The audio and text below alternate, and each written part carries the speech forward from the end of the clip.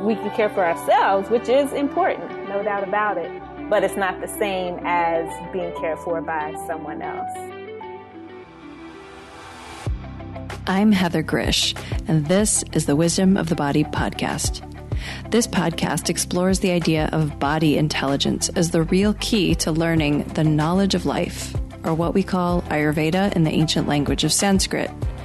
We do that by connecting with today's creative leaders and experts who will help you listen to your body, trust your gut, and live in deeper harmony with nature. Come join me as we unlock the golden door to clear, direct perception and become very deep listeners. You can find the Wisdom of the Body podcast on Apple, Spotify, and Stitcher. You can also follow us by joining my email at heathergrish.com or on Instagram at heathergrish. I know you're going to love this podcast, so take a second right now to subscribe. Today, I'm here with Tesia Love, who is a certified Ayurvedic practitioner from Charlotte, North Carolina, in the United States, where she practices as a clinical Ayurvedic specialist, a clinical herbalist, and a 500-hour registered yoga teacher. She's also a licensed massage and bodywork therapist. She has spent the past 8 years professionally helping her clients transform their health through this profound science of Ayurveda. Tesia is a graduate of the California College of Ayurveda, Duke Integrative Medicine's Integrative Health Coach Training, and numerous other training and mentorship programs with top teachers of Ayurveda and herbalism. Thank you so much for being with us here today, Tesia. Thank you, Heather. Thank you for having me. Well, I love you, and I'm so excited to dive in deeper with you and talk about your path and how you found Ayurveda and all about Ayurvedic body therapies and how we can get ourselves to be, healthiest in this crazy world that we all live in. Mm-hmm. Absolutely. It's funny, like you work with a lot of people in person, online, all these different ways, and, all over. Why do you think people are having such a hard time being healthy these days? Oh, interesting. That's a big question. I think two things, one on a physical level and one on a spiritual level. I think people are realizing that, our modern lifestyle, while it has many perks and great benefits, it also has given us new challenges in this day and age, and people feel it in their bodies. So the go, go, go lifestyle, especially if you're living in a metropolitan area, just people being overbooked, overscheduled, finding it hard to have the energy to make their own food when they get home, working a lot, just all of those things, people are feeling it.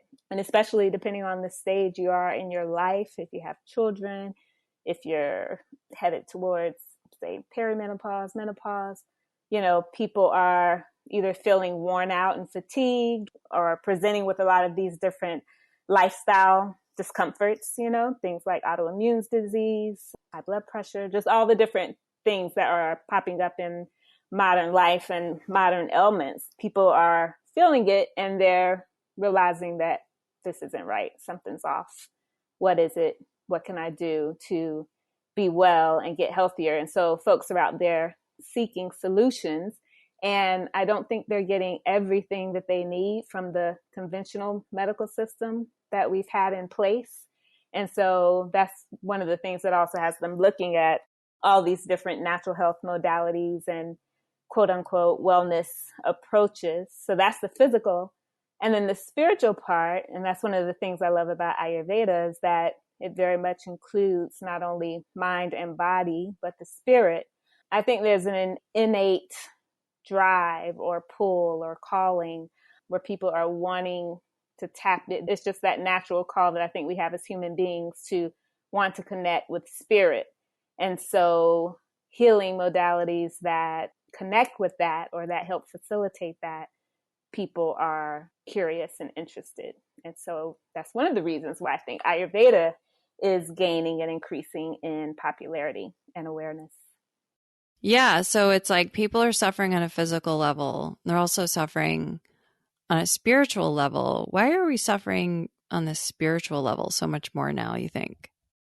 I think we being humanity, I think we always have. I think it's really just a part of life. And the Vedic sciences teaches that a number of different traditions teach that. I think it's just a part of life that we have this innate calling and knowing that there's something deeper than just the mundane of going to work, coming home, fixing your dinner, making your bed. That we know there's something more to life. And then, of course, we have a draw or a pull to get assistance with the things that challenge us in life. So our relationships, just all of those different problems or that challenges, things that bother us, there's a calling or a pull for looking for a solution, and one that's spiritual. So I think it's innate. I think it's just a part of humanity, a part of the life process, is wanting to connect with the divine. That sounds nice, connecting with the divine. Hey, but you're like me, you're American. Mm-hmm. And how did you find Ayurveda? Yes, well, it's been quite the journey. Let's see, I discovered Ayurveda 20 years ago. I've always had this interest in natural health and wellness, in nature. And I think a big part of that has also come from my curiosity of wanting to know the root cause of anything that has ever bothered me, even the slightest little thing. I want to know, why is this happening? And so I first discovered Ayurveda through actually one of my aunts, who were kindred spirits, interested in spirituality and holistic and natural health. And she was living in New York at the time, and someone told her about an Ayurveda center that's in New York off of Amsterdam and 98th, I believe. I think it's still there, Ayurvedic Center. And so when I went to visit her, I went and had a massage there, had an Ayurvedic consultation there. And that was kind of my first window into it. And it immediately resonated with me, because the more I studied about it, learned about it, the fact that it's so personalized, that it gives you a framework for understanding what's right for you, that spoke to me. Ayurveda's way of articulating the root cause of disease, even before imbalance becomes an identifiable disease. Again, that answered my questions of why. And so for me, it's been kind of just this draw, this pull, this calling, if you will, that from that very first time of me learning about it 20 years ago, it spoke to me. And then over the years, as I would continue to explore different holistic health modalities, I kept finding myself coming back to Ayurveda. And over the years, did a yoga teacher training, and always had an interest in the spa industry and in body work, body therapies, in movement. And Ayurveda encompasses all the different things that I'm interested in, from food to body work to yoga, again, the spiritual aspect, herbs. And so the best way I can describe it for me is that it's been a calling. For me, it hasn't been, some people come to Ayurveda because they use it and it helps them heal from a disease. For me, I've pretty much had good health over most of my life, but Ayurveda has definitely helped me to fine tune my wellness practices. And again, also just kind of understand my body better. And again, understand the why behind why things happen, or how things can happen in the body. And what's it like to practice in North Carolina? Because I can't imagine that a whole lot of people there know what Ayurveda actually is. Good question. But actually, surprisingly, there are a good number of people who are familiar with Ayurveda. And also, I live in Charlotte. So Charlotte's, I believe, the biggest city in North Carolina. And Charlotte has grown a lot in the past 10, 15, maybe even 20 years. And so there's been a lot of transplants, a lot of people here from other places. And so it's actually a rather diverse city. And we have a really large community here of people who are interested in wellness and natural health. And so for me, of course, with that being said, there's still tons of people who never even heard of Ayurveda. But there's a good number of folks, and I have built a practice here over the past 5 years. That's still a work in progress, but I definitely have a steady clientele. And a lot of people find me simply because they either heard about Ayurveda in a yoga class or from a podcast similar to this, or from a reading or article online, and they're interested. They Google, what's in Charlotte? And they find me. And so there's a good number of people who find me just organically on their own. And so practicing in Charlotte, it's been good thus far. I'm not sure what it would be like, say, in comparison to where you are in California. But there's definitely an interest here. And also, I think there's something about the state of North Carolina as well, because in Boone, which is 2 hours from Charlotte, there's the Art of Living Retreat Center.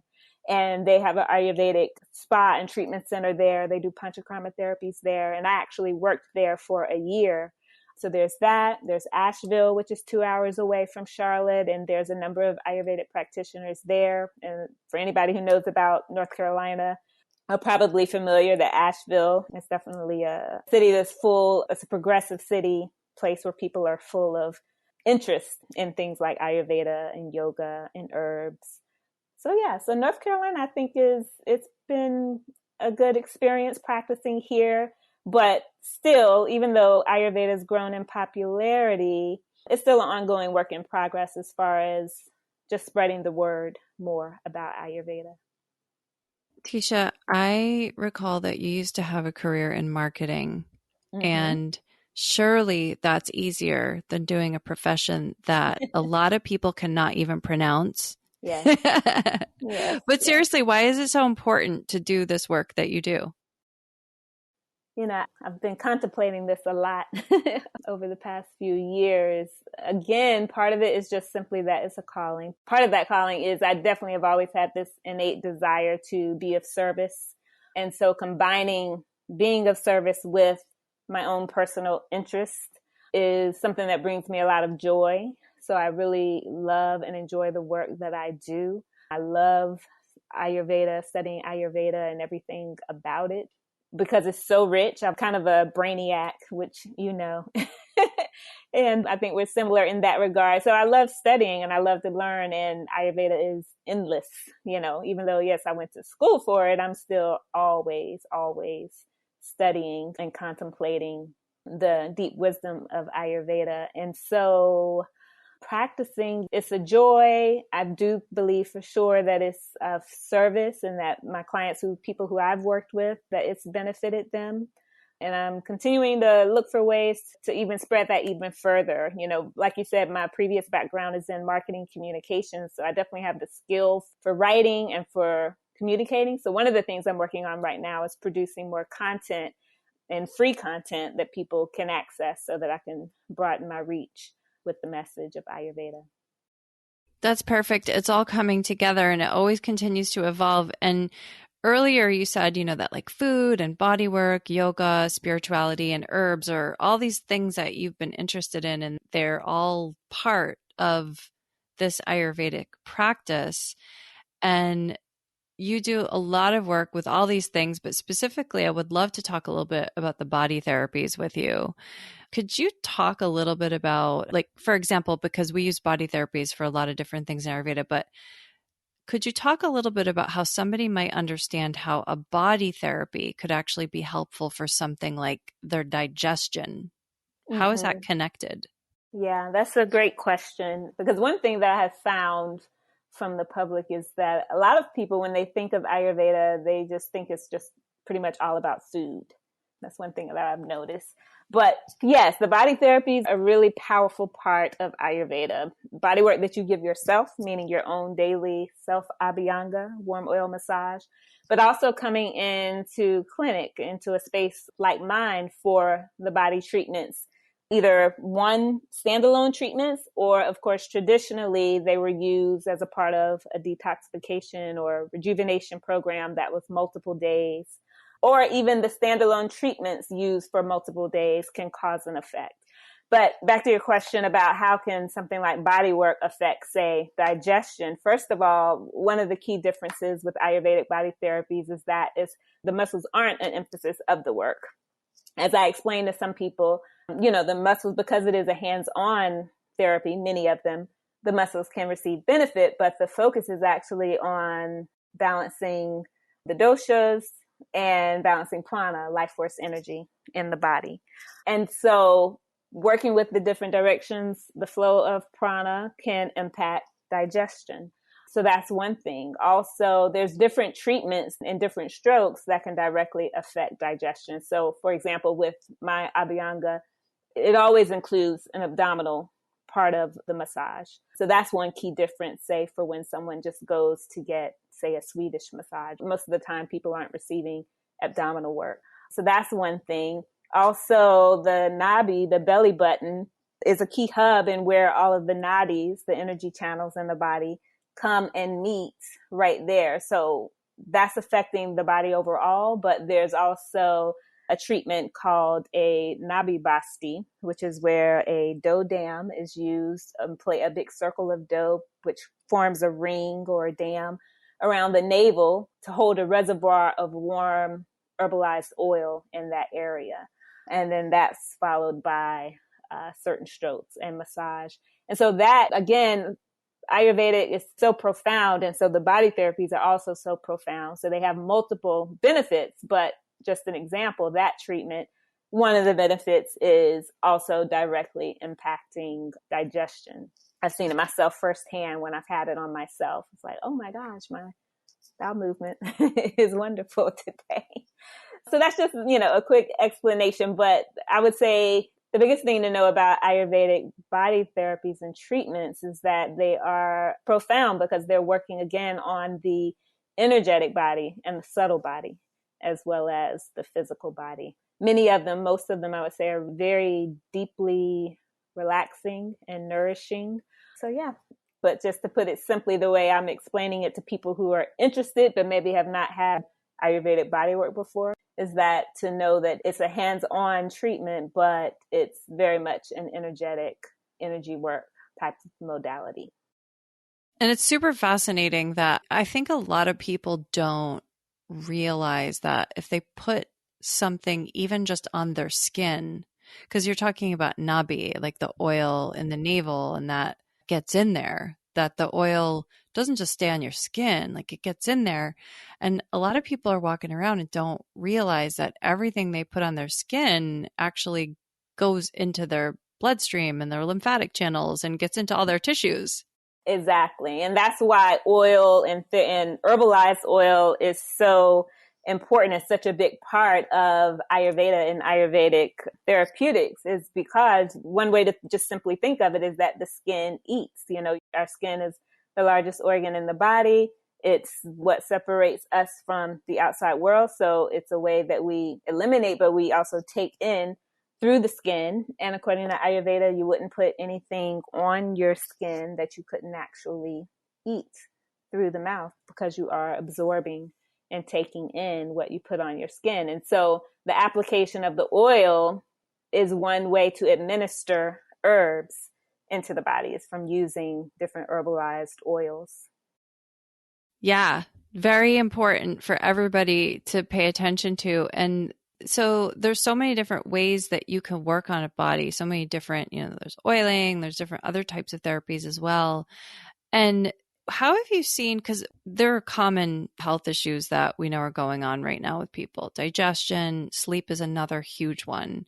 What kinds of body therapies do you typically recommend and work with for sleep issues? Right. That's a great question. And that's one that I think is definitely an easy way to get results quickly, or to see the impacts of the work quickly, are from nervous system issues or things like being stressed or not being able to sleep well.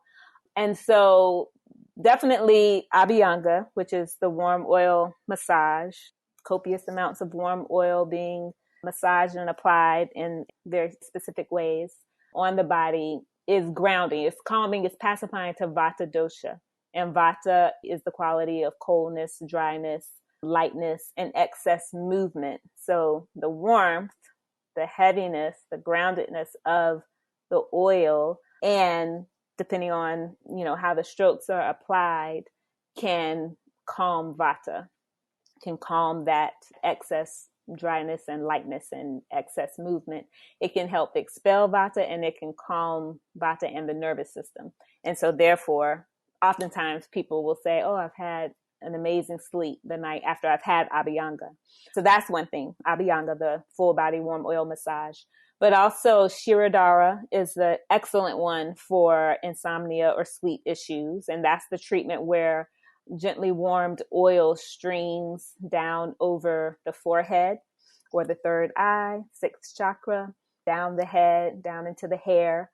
And the stream lasts for about 30, 35 minutes or so. That can vary too, depending on how the practitioner is administering it. But the benefits of Shirodhara, again, is coming over the third eye over that energy center of the sixth chakra. And so it's very, very calming to the mind for most people. Every now and then I'll have someone who's a bit too agitated that it's kind of hard for them to settle down from that treatment. But for most people, the Shirodhara is immediately grounding. And so when you have them together, the Abhyanga followed by Shirodhara, it's very, very rejuvenating and kind of sedating. People oftentimes come out of the session feeling like they're floating a bit. So it's good for them to just kind of take it easy after the session, sit a little bit before they drive home. But yes, but those two I would say for sleep are definitely powerful. Abhyanga, Shirodhara, for sure. I remember reading this book, Why We Sleep by Matthew Walker, and there was a story being told in the book about a person who hadn't slept for, I think, months.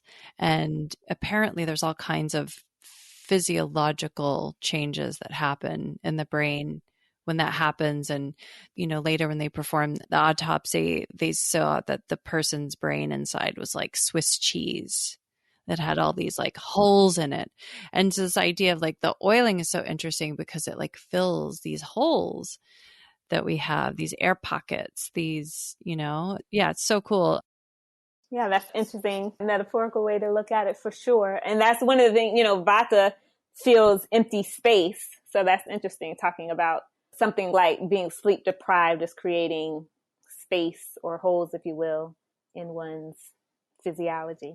And so, yes, in Ayurveda, as you know, what balances is the opposite. So if there's too much emptiness, too much space, again, too much lightness, what balances that out is the opposite. So heavy, warm, groundedness. And so that's what the oil helps to do. Except we don't want to calm and ground ourselves because we like being all amped up all the time. Yeah. Again, so much to all of this, another big piece of the spiritual aspect and the mental aspect is working with self-inquiry and asking ourselves, what are we seeking? Why do we do that? Why do we overexert ourselves or feel the need to overbook or overfill our time? So that's something I think for contemplation and doing things like yoga, meditation, cleansing retreat or spa retreat, or coming in for regular Ayurvedic body work. Taking those times and those moments of settling down allows us to contemplate these things and kind of go within and perhaps decide to make a change, or at least to work on a change. That's another big thing about how I practice when I'm working with people is I try not to be dogmatic about Ayurveda or about healthy living, because I continue to work on implementing these practices in my life as well. And so it's a practice is what I always go back to. All of the living in a way that's balancing, that's good for you. It's not all or nothing. You don't have to be perfect all the time, but doing that self-inquiry, paying attention, being aware, it gives you an opportunity to look and see, okay, what might I do differently? And then from there, you practice it and work on it as you go. I get so excited. I get this like kind of goosebump feeling when I get a booking from a new client that I haven't met yet. And I get so excited because I know that somebody has made a decision to go really, really, really deep into their healing. And because I know that Ayurveda is not a quote unquote normal thing that many people have access to, at least not in the United States where I live. So I know that when someone books with me that they've really made a decision that they want to go deep into their healing. And so you could do that on my website at heathergrish.com. That's Heather, GRZYCH.com. You can book me for either a Ayurveda consultation if you're ready to dive in, or you can also book me for a 15-minute connection call if you're not sure where to go yet. I do have a couple offerings that are not on my website, and we could talk about that. So I look forward to meeting you. And you've been working on people for a while in the pandemic. I know there was a brief period where you weren't with people in person, and now you are with people in person again. And so many people out there, including me, I only had one massage from somebody in the last 2 years. So many of us. No. I know. so many of us haven't been touched by another human. I mean, especially you may have somebody at home who touches you that you live with, but so many people haven't been just touched by another person with a heartbeat and have really, really, really, really, really missed that. Yeah, the pandemic for sure has been interesting. Fortunately for me, I only had to close down for 2 months. So that was in March through May of 2020. So I've been back open now for over a year. And for the most part, people have been coming in here. Now, I do have some clients who took a long time and maybe they've only kind of recently come back in. So what I have found with the pandemic is that people have had different levels of comfort with the idea of doing something like massage. But basically, again, because I've been working on people, of course, I'm taking great care to be careful. I feel like people should not be afraid of receiving body work during this time. I really don't think that is where you're finding spread, of the virus. It's because, again, you can wear the mask when you're on the table, face down or face up. The bodywork industry has always been about cleanliness and hygiene because that's just a given of the work that we do and when you see multiple people. And so I haven't had any issues within my office of anyone that I know coming down with COVID. I haven't had COVID, thank goodness. And so I don't think the bodywork is where to be too concerned. What I would say is that if anyone is hesitant about, because I've talked to several friends of mine and a couple of them, like you, hadn't had pretty much any body work, even though I still have monthly clients who've been coming to me. But I would say one thing to help alleviate your fears is to look for a therapist, talk to them, ask them what their protocols are, and maybe find someone who you trust and then stick with them. Because I will say that I do feel like I know what I'm doing with the protocols in my office. So I feel completely confident.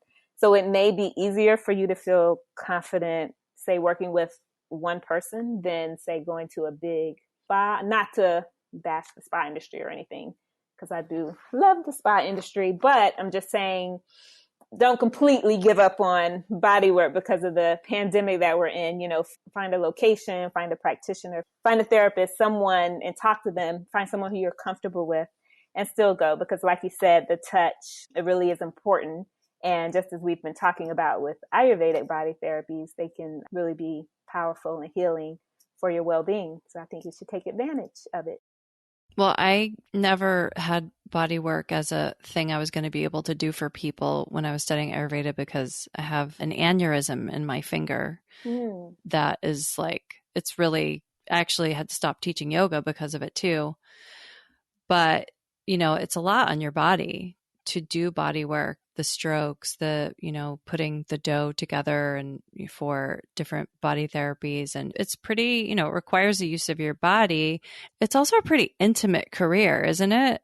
Oh, yeah, definitely. Yes, absolutely. Yeah, several things you touched on. As far as it definitely is taxing to the body of the therapist. But, one of the things that we learn in massage school itself is one of the key things you're learning are proper body mechanics and how to hold and move your body in certain ways so that doing the work is less taxing on you. That's one thing. Another thing is I have to, practice what I preach. I have to take care of myself. I have to implement these practices of proper rest, of movement, all of those things, proper nourishment, all of those things help me to stay well so that I can work on others.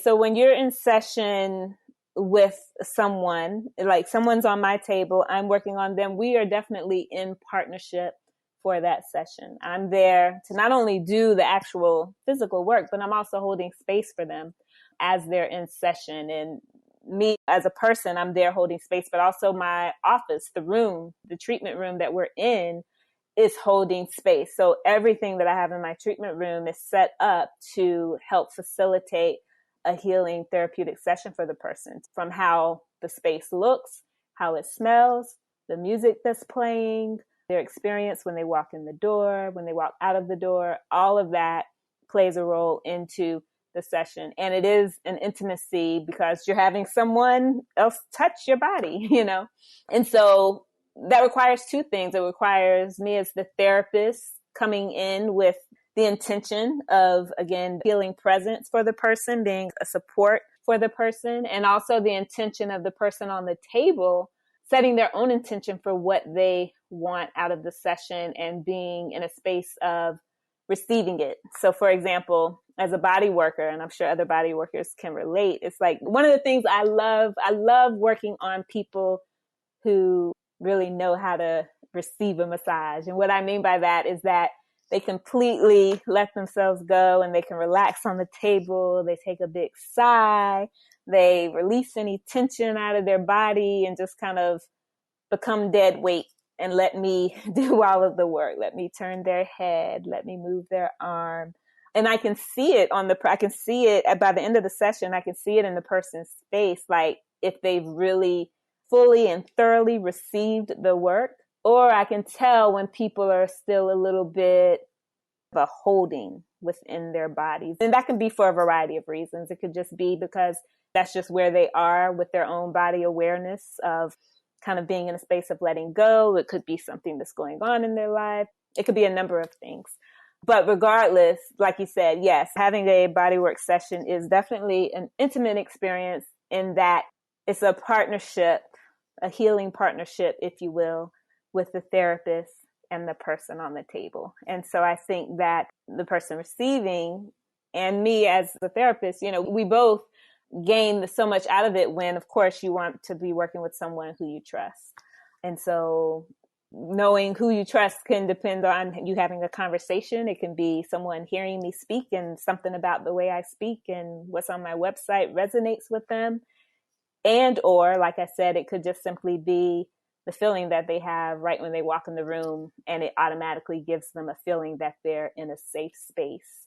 So all of those little different factors go into a bodywork session. And I think that when people say, oh, that was an amazing session, it's all of those little things that are a part of what makes it amazing. It's not just, say, one stroke or, oh, this one person just happens to have gifted hands. It's a collection of different things that makes it a beneficial relationship for the person receiving and for the therapist. I can't help but think that there's some like hidden relationship advice in that, which I need. Good question. Hidden relationship. I think the main thing is, intention. Again, intention is huge. The intention of both parties, knowing what one wants out of that relationship. Yeah. Okay. So I want to talk a little bit about yoni steaming. I know it's something that you do with your clients, and because I don't work with clients in person, I don't do that, but I've, definitely taught people how to do it at home, which is always fun to see all the contraptions that people build in order to do it. And it sounds like you've been doing it also with people in person. And if you could talk a little bit about, how you've seen it be effective for people. Well, with yoni steaming, like you said, when you introduced me, I'm an Ayurvedic practitioner. And so all the different things I do, I look at them through the framework of Ayurveda. But one of my specialty areas is women's health. And so that's what made me kind of look into trainings for vaginal steaming. And so I did my training with steamychick.com, a woman named Kelly Garza. I'm trying to make sure I have her name correct. But so the way I facilitate vaginal steaming or yoni steaming for someone is that I do a thorough intake when they come in, finding out about their health history and their womb health. And then we have a session there where I facilitate them having the yoni steaming there in my office, but I also show them how to do it at home, so that when they leave, I give them a recommendation for how often I think they should do it for whatever it is that they have going on. So vaginal steaming, it can be beneficial for assisting regulating menstrual cycles, reducing cramps, things like that. I wouldn't say it's a huge part of my practice. It is one tool that I use, and I continue to study it because, like I said, I've been studying with Kelly Garza. But I also have come across some information in how it has been used, steaming or smoking of the yoni has been used in Ayurveda, and it's referred as yoni dupana. And I'm still learning and kind of researching that. But it is something that I think is definitely popular right now. Many women have heard about it, are interested in it. I think it's a good ritual for helping one connect with their womb space. And again, this is where the work that I do and that we do, it's not just physical, it's also spiritual and metaphysical. And so that there's an energetic component too of working with a woman with her womb or with her uterus. And so that's one of the things that yoni steaming can help with. And so, like I said, when I work with someone in clinic, we do a session that lasts it depends on the person. It may last 10 minutes. As far as how long they steam, it may last 30 minutes. But regardless, we do a full intake, and then I provide recommendations as far as what I recommend they do at home, as well as which herbs that I recommend that they do. And when I formulate herbs, I'm still looking at things through the lens of Ayurveda, as far as which herbs for whatever it is that they have going on. And you talked earlier about some of the other body therapies. You talked about Abhyanga, you talked about Sharadare, you talked about, various oiling using the dough dams, different, nabi, different bastis. And some of those things are not easy to actually do on yourself. Some of them are easy, right? Everybody can do an Abhyanga, and, if they learn the way to do the strokes and stuff, or proper use of what kind of oil or whatever. But it is different to have somebody do it on you, but there's some of the things you just can't do at home. Right. Right? Which ones are impossible to do at home? Well, I mean, regardless, they're all going to be different. So I remember someone once saying to me, when I shared with what I offer with Ayurvedic massage, I could tell by how she was speaking that she was like, oh, I don't need that. I give myself my own daily Abhyanga every day. That's all I need. Your self Abhyanga is completely different from the Abhyanga that one receives in clinic, or at least it's very different, I should say. So it's not the same. They both have their benefits, but it's not the same. And again, with the Ayurvedic body therapies, they're used in different ways for different purposes. So depending on the person, the oil changes, the strokes may change, the speed of the strokes may change, the number of days that one receives the treatment may change. So there's all different kinds of ways that the in-clinic body therapies are used in Ayurveda. So none of them can be done at home. The in-clinic ones, you can do your self-Abhyanga at home.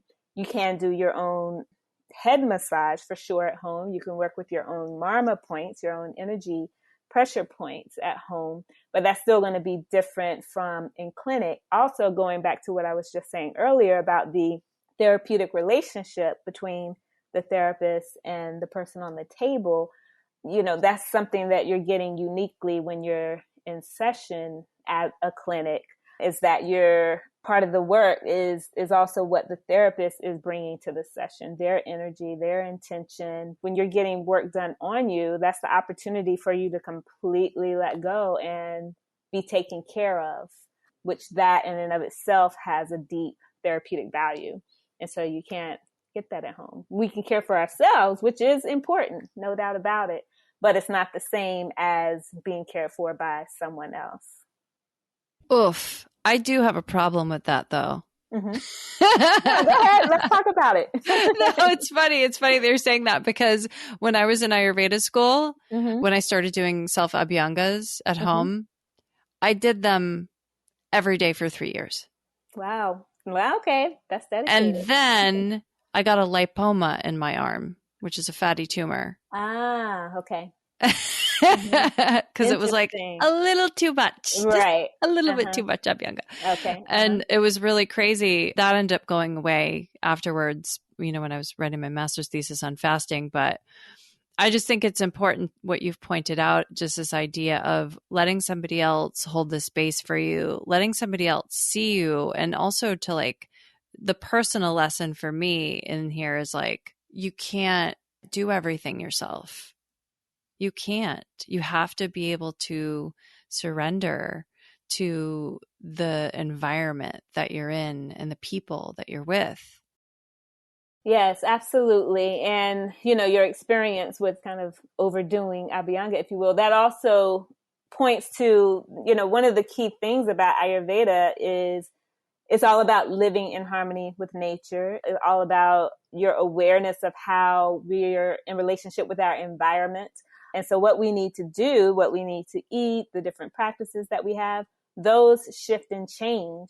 So what we need out of the different Ayurvedic treatments and practices shifts and change as our vikriti, or the state of the doshas in our body, changes, as the seasons change, as whatever is going on in our life. So one treatment plan or lifestyle plan that you have at one point in time isn't necessarily going to be what you need, say, 2 years from now. It all depends. And so a big part of applying Ayurveda to one's life is paying attention and making those adjustments. And that's the beauty of understanding the framework of Ayurveda, understanding the 5 elements and their qualities, understanding the doshas, understanding how that all applies to the seasons and the time of day and the time of life. All of that gives us information to inform how we can better be in relationship with our environment, with nature, with the earth. And so I think that point, people just need to remember that when they're working with Ayurveda. And again, that also speaks to my point about not being, sometimes I find for some reason, I need to contemplate this some more, but sometimes people approach Ayurveda, and I would say probably different health modalities as well, but they approach it from such a rigid, dogmatic perspective sometimes, where it's an ebb and flow, just like our breath, just like the change in the seasons. It evolves and it morphs. And so I think it's wise for folks to remember that as they're working with Ayurveda in their own lives. I think the trap I got caught in was sort of the way I learned everything in my life in school. You memorize something and then you just expect to learn something, and then that's truth. And that should be staying truth forever. And I think what that does is when you get too caught up in that mindset, well, for me, it caught me off for my feelings. And Ayurveda somehow taught me how to feel again. Okay, Tesia, last question. Last but not least, what does the wisdom of the body mean to you? The wisdom of the body to me means that innate intelligence, and it can tell me what I need if I pay attention to it, if I'm listening to it, if I'm feeling into it, and I respond to what it needs.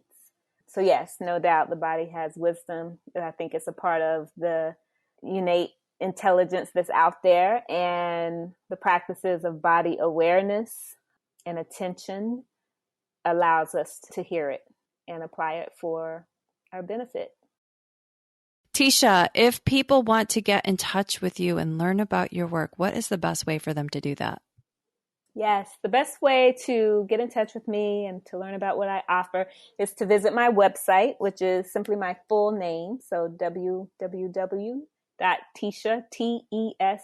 Tesia, love, LOVE.com, tesialove.com. And you'll see everything that I offer there. I offer not only consultations in Charlotte, but also virtual consultations. And then if you're in the Charlotte area, the body therapies, as well as yoga. And I'm actually working on a few products that I'm going to come out with soon, so they can find out information about that as well.